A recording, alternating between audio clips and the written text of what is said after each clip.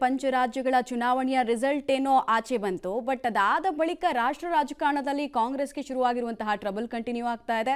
But ರಾಜ್ಯದಲ್ಲಿ ಕಾಂಗ್ರೆಸ್ನ performance ಚೆನ್ನಾಗಿದೆ. ಇನ್ನೊಂದು ಕಡೆಗೆ ತಮಿಳುನಾಡಿನಲ್ಲಿ ಟಿವಿಕೆ ಸರ್ಕಾರದ ವೈಖರಿ ಹೇಗಿರುತ್ತೆ ಅಂತ ನೋಡೋದಕ್ಕೆ ಜನ ಕುತೂಹಲದಿಂದ ಕಾಯ್ತಾ ಇದ್ದಾರೆ. ಬಟ್ ಅವ್ರ ಜೊತೆಗೆ ಯಾರು ಅಂತಿಮವಾಗಿ ಮೈತ್ರಿಯನ್ನ ಮಾಡ್ಕೊಳ್ತಾರೆ, ಯಾರು ವಿಜಯ್ ಹೇಳ್ದಂಗೆ ಕೇಳ್ತಾರೆ ಅನ್ನೋದು ಒಂದು ಕುತೂಹಲಕ್ಕೆ ಕಾರಣ ಆಗ್ತಾ ಇದೆ. At the same time west ಬೆಂಗಾಲ್ನಲ್ಲಿ ಕಮಲದ ಮ್ಯಾಜಿಕ್ ಬಗ್ಗೆ ಈಗ ದೇಶದಾದ್ಯಂತ ಚರ್ಚೆ ಆಗ್ತಾ ಇದೆ. ಅಸ್ಸಾಂನಲ್ಲೂ ಒನ್ ಸೈಡೆಡ್ ಮ್ಯಾಚ್. ಸೊ ಬಿಜೆಪಿಗೆ ಪ್ಲಸ್ ಆಗ್ತಾ ಇರೋದೇನು, ಕಾಂಗ್ರೆಸ್ಗೆ ಮೈನಸ್ ಆಗ್ತಾ ಇರೋದೇನು, ಪ್ರಾದೇಶಿಕ ಪಕ್ಷ ಯಾವ ಪ್ರಾದೇಶಿಕ ಪಕ್ಷಗಳು ಕಳೆದ 10 ರಿಂದ 12 ವರ್ಷಗಳಲ್ಲಿ ಮಾಡಕ್ಕಾಗದೇ ಇದ್ದನ್ನ ಟಿವಿಕೆ ಮೊದಲ ಪ್ರಯತ್ನದಲ್ಲಿ ಹೇಗೆ ಮಾಡ್ತು, ಎಲ್ಲದರ ಬಗ್ಗೆ ಚರ್ಚೆ ಮಾಡೋದಕ್ಕೆ ನಮ್ಮ ಜೊತೆಗೆ ಅತಿಥಿಗಳು ಇರ್ತಾರೆ. ಅದಕ್ಕಿಂತ ಮುಂಚೆ ಏನೇನು ಅಪ್ಡೇಟ್ ಇದೆ ಸದ್ಯಕ್ಕೆ, ಯಾರ್ಯಾರು ಮುಖ್ಯಮಂತ್ರಿ ಆಗ್ತಾರೆ, ಯಾವ್ಯಾವ ರಾಜ್ಯದಲ್ಲಿ ಪವರ್ಗೆ ಬರ್ತಾರೆ, ಆ ಎಲ್ಲ ಡೀಟೇಲ್ಸ್ ಅನ್ನು ನೋಡ್ಬಿಡೋಣ. ಸೊ ಒನ್ ಬೈ ಒನ್ ಹೇಳ್ತಾ ಹೋಗ್ತೀವಿ ನಿಮಗೆ.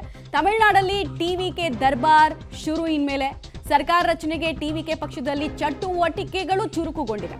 ದಳಪತಿ ವಿಜಯ್ ಮುಖ್ಯಮಂತ್ರಿ ಆಗೋದು ಫಿಕ್ಸ್ ಅನ್ನೋದು ಬಹಳ ಸ್ಪಷ್ಟ. ಯಾಕಂದ್ರೆ ಅವರ ಫೇಸ್ ಮೇಲೆನೆ ಎಲೆಕ್ಷನ್ಗೆ ಹೋಗಿತ್ತು.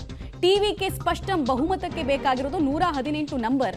ಸರ್ಕಾರ ರಚಿಸೋದಕ್ಕೆ ಟಿವಿಕೆಗೆ 11 ಶಾಸಕರ ಬೆಂಬಲ ಬೇಕಿದೆ.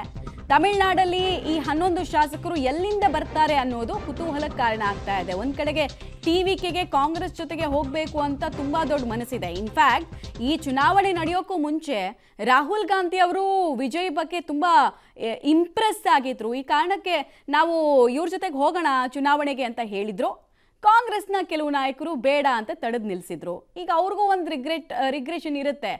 ಹೋಗಿದ್ದಿದ್ರೆ ಅಟ್ಲೀಸ್ಟ್ ನಾವು ಕೂಡ ಒಂದು ಒಳ್ಳೆ ಪಾರ್ಟ್ನರ್ ಆಗಿ ಇರ್ಬೋದಾಗಿತ್ತು, ನಮಗೂ ಒಂದು ಒಳ್ಳೆ ಮೊಮೆಂಟಮ್ ಗೇನ್ ಆಗ್ತಾ ಇದ್ವಿ ನಾವು ಅನ್ನೋದು ಒಂದಿರುತ್ತೆ.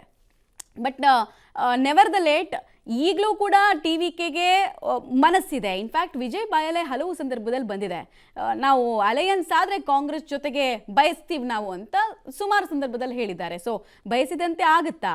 ಆಮೇಲೆ ಇದು ಅಷ್ಟು ಸುಲಭನೂ ಅಲ್ಲ. ಯಾಕಂದರೆ DMK ಜೊತೆಗೆ ಕಾಂಗ್ರೆಸ್ನ ಸುದೀರ್ಘ ಸಂಬಂಧ ನಾವು ನೋಡ್ತಾ ಇದ್ದೀವಿ. ಆಲ್ಮೋಸ್ಟ್ ಒಂದು 22 ವರ್ಷದಿಂದ ತಮಿಳುನಾಡಲ್ಲಿ DMK ಜೊತೆಗೆ ಅವರು ಸ್ನೇಹ ಬೆಳೆಸಿದ್ದಾರೆ. ಇಷ್ಟು ಸುದೀರ್ಘ ಸಂಬಂಧವನ್ನು ಕಳೆದುಕೊಂಡು ಟಿವಿಕೆ ಜೊತೆಗೆ ಬರ್ತಾರಾ? ಇದೊಂದು ಕುತೂಹಲ. ಬಟ್ ಹೇಳಕ್ಕಾಗಲ್ಲ, ರಾಜಕಾರಣ ಆದ್ಮೇಲೆ ಎಲ್ಲವೂ ಆಗತ್ತೆ. ಕಾಂಗ್ರೆಸ್ ಮತ್ತು ಸಣ್ಣ ಪಕ್ಷಗಳ ಸಂಪರ್ಕದಲ್ಲಿ ಟಿವಿಕೆ ಇದೆ.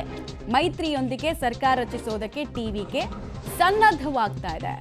ಇವತ್ತು ಚೆನ್ನೈನಲ್ಲಿ ಟಿವಿಕೆ ಶಾಸಕರ ಸಭೆ ಆಗುತ್ತೆ ಅನ್ನೋದ್ರ ಮಾಹಿತಿ ಇದೆ. ಸಭೆಯಲ್ಲಿ ಶಾಸಕಾಂಗ ಪಕ್ಷದ ನಾಯಕನ ಆಯ್ಕೆ ಆಗುತ್ತೆ. ಸಹಜ, ಇದು ಡೆಮೋಕ್ರೆಸಿನಲ್ಲಿ ಒಂದು ಪಕ್ಷ ವಿಜಯಿಯಾಗಿದೆ ಅಂದರೆ ಯಾರು ತಮ್ಮ ಶಾಸಕಾಂಗ ಪಕ್ಷದ ನಾಯಕ ಅಂತ ಡಿಸೈಡ್ ಮಾಡಬೇಕು ಶಾಸಕರು. ಎಲ್ರಿಗೂ ಗೊತ್ತಿರೋ ಹಾಗೆ ವಿಜಯೇ ಶಾಸಕಾಂಗ ಪಕ್ಷದ ನಾಯಕ ಆಗೋದ್ರಲ್ಲಿ ಯಾವುದೇ ಡೌಟ್ ಇಲ್ಲ. ಬಟ್ ಒಂದು ಔಪಚಾರಿಕವಾಗಿ ಆಯ್ಕೆ ಪ್ರಕ್ರಿಯೆ ಇರುತ್ತಲ್ವಾ, ಆ ಆಯ್ಕೆ ಪ್ರಕ್ರಿಯೆನ ಇವತ್ತು ಮಾಡ್ತಾರೆ ಅನ್ನೋದು ಗೊತ್ತಾಗ್ತಾ ಇದೆ. ಆಮೇಲೆ ಇವರು ಗವರ್ನರ್ನೆಲ್ಲ ಮೀಟ್ ಆಗೋದು, ಸರ್ಕಾರ ರಚನೆಗೆ ಅವಕಾಶ ಕೇಳೋದು, ಅವೆಲ್ಲ ಮುಂದಿನ ಹಂತದಲ್ಲಿ ನಡೆಯುತ್ತೆ. ಬಟ್ ಸರ್ಕಾರ ರಚನೆ ಆಗಬೇಕು ಅಂದರೆ ಇವರಿಗೆ ಇನ್ನೂ ಬಹುಮತದ ಕೊರತೆ ಇದೆ. ಹಂಗೆ ಅಸೆಂಬ್ಲಿ ರೀತಿನಲ್ಲಿ ಮೇಲ್ನೋಟಕ್ಕೆ ನಮ್ಗೆ ಅದು ಕಾಣಿಸ್ತಾ ಇದೆ. ಬಟ್ ತುಂಬ ದೊಡ್ಡ ಮಟ್ಟದಲ್ಲೇನು ಕೊರತೆ ಇಲ್ಲ. ಹೀಗಾಗಿ ಯಾರನ್ನ ಹೇಳ್ಕೊಳ್ತಾರೆ? ಆಮೇಲೆ ನಿಮ್ಗೆ ಒಂದು ಹೇಳ್ತೀವಿ ಕೇಳಿ, ರಾಜಕಾರಣದಲ್ಲಿ ಹೇಗೆ ಅಂದರೆ ತುಂಬ ಜಾಸ್ತಿ ನಂಬರ್ಸ್ ಇರೋರ ಜೊತೆಗೆ, ಅಂದರೆ ಸೆಕೆಂಡ್ ಪೊಸಿಷನು ಥರ್ಡ್ ಪೊಸಿಷನ್ಗೆ ಬಂದಿರ್ತಾರಲ್ಲ, ಅವ್ರ ಜೊತೆಗೆ ಬಾರ್ಗೇನ್ ಮಾಡೋದು ಕಷ್ಟ. ಸ್ವಲ್ಪ ಒಂದು 5-10 ಸೀಟ್ ಇಟ್ಕೊಂಡಿರೋರು ಹೇಳ್ದಂಗೆ ಕೇಳ್ತಾರೆ, ದೊಡ್ಡ ಪಾರ್ಟಿ ಹೇಳ್ದಂಗೆ ಕೇಳ್ತಾರೆ. ಯಾಕಂದ್ರೆ ಅವ್ರಿಗೂ ಒಂದು ಹಂಗಿರುತ್ತೆ. ಒಂದು